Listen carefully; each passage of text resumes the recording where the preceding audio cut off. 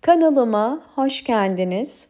Bugün sizlere yaprakları canlı olan fakat kökleri tamamıyla çürüyen ve hiç kökü kalmayan orkideleri nasıl kurtarabiliriz? Bununla ilgili sizlere çok pratik bir yöntemden bahsedeceğim.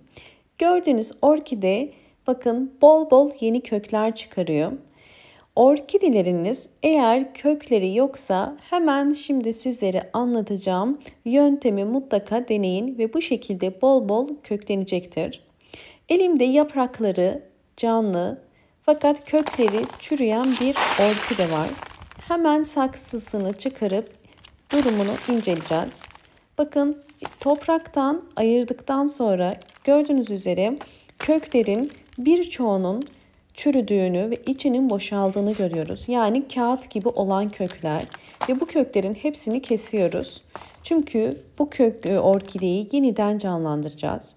2 tane dalı var. Dallarını da keseceğim. Çünkü dalı da orkidenin kök çıkarmasını geciktirecektir. Gücünü sadece köklere vermesini istiyoruz. Ve orkidenin odunsu kısmını da bakın kesiyorum. Odunsu kısmını kesmemin nedeni bu bölge zaman ile küflenebiliyor. Bu tarz bir problemle karşılaşmamak için ben köksüz orkideleri köklendirirken kök kısmını bu şekilde kesiyorum. Kestiğiniz yere toz tarçın ya da toz zerdeçal dökebilirsiniz. O bölgeyi dezenfekte edecektir ve küflenmesini engelleyecektir.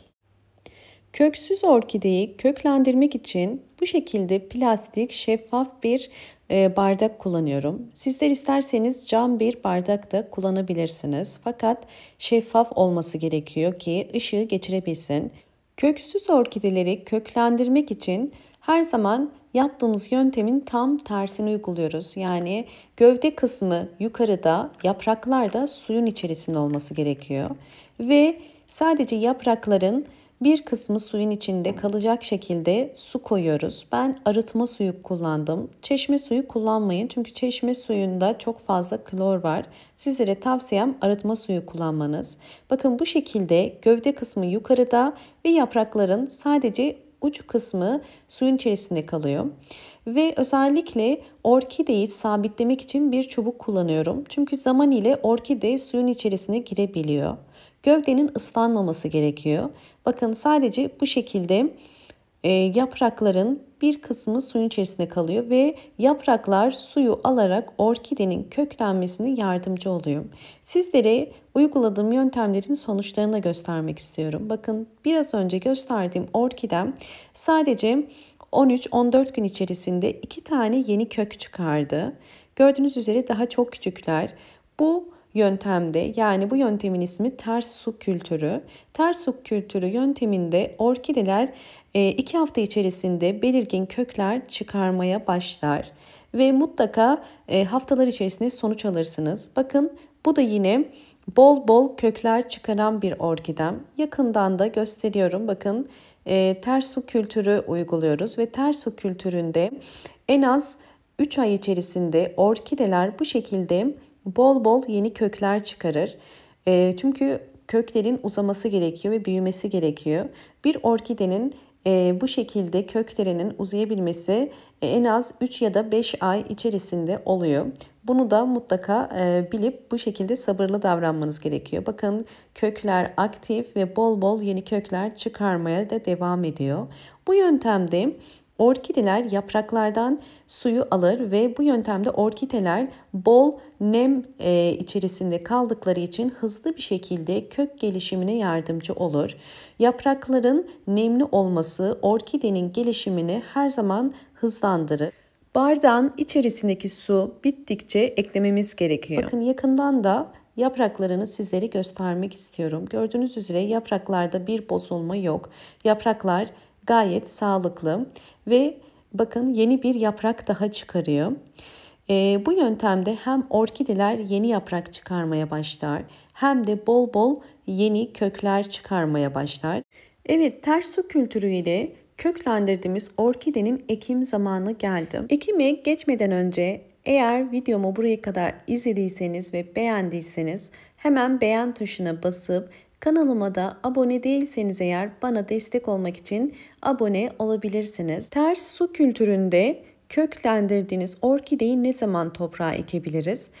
Bir orkidenin en az 4 tane kökünün ve her bir kökünün de uzunluğunun en az 5 santim olması gerekiyor. Bakın size yakından gösteriyorum. Kök uzunluğu 6,5-7 santim. Orkidenizin kökleri eğer bu kadar uzadıysa artık bu orkideyi toprağa ekebilirsiniz. Fakat kök sayısı az ve uzunluğu da 5 santimin altındaysa acele etmemenizi tavsiye ederim. Çünkü böyle bir orkidenin toprakta tutunması zor olur. Hemen sizlere nasıl ekeceğimi de göstermek istiyorum. Şimdi 3 çeşit ben toprak karışımı kullanacağım. Bu çam kabuğu ve aynı zamanda torf karışımı. Yine yosun her zaman kullandığım ve köklendirmeyi hızlandıran bir madde. Ve kil bilyesi. Bu 3 karışımdan ideal bir saksı için toprak hazırlayacağız. Bunun için bakın böyle bir şeffaf bir bardak var. Orkidem daha çok küçük olduğu için ben küçük bir bardak tercih ediyorum.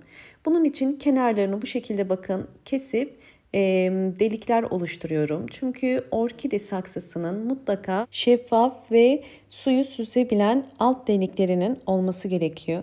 Hemen altından küçük delikler açıyorum.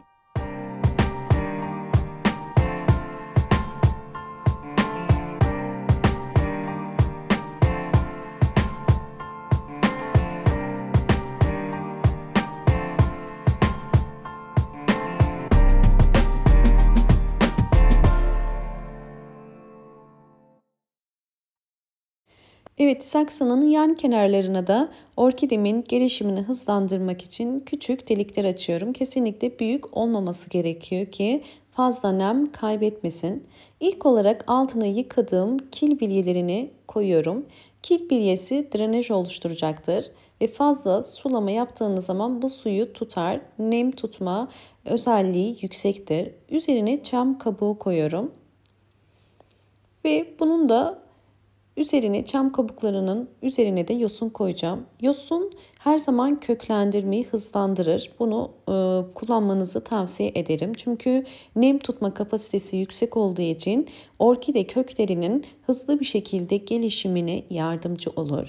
Biraz kuru olduğu için üzerine bu şekilde su püskürtüyorum. Ve şimdi orkidemi artık saksısına ekeceğim. Orkidemin kökleri zaten çok uzun değil. Bu yüzden üst kısma doğru yerleştiriyorum.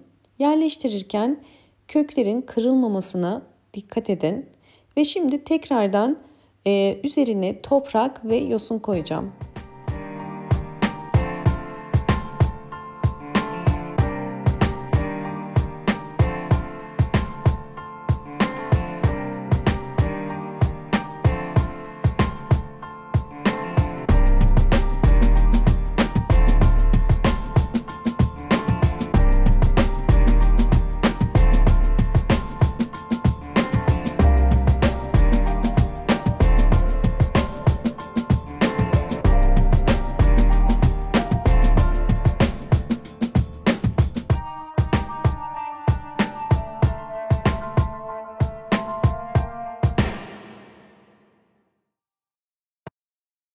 Evet, artık orkidemi saksıya ektim ve orkidem artık hazır. Özellikle eğer uzun kökleri varsa bakın bu şekilde dışarıdan gözükmesine dikkat edin. Çünkü sulama zamanını köklere bakarak yapıyoruz. Bu bizim için önemli.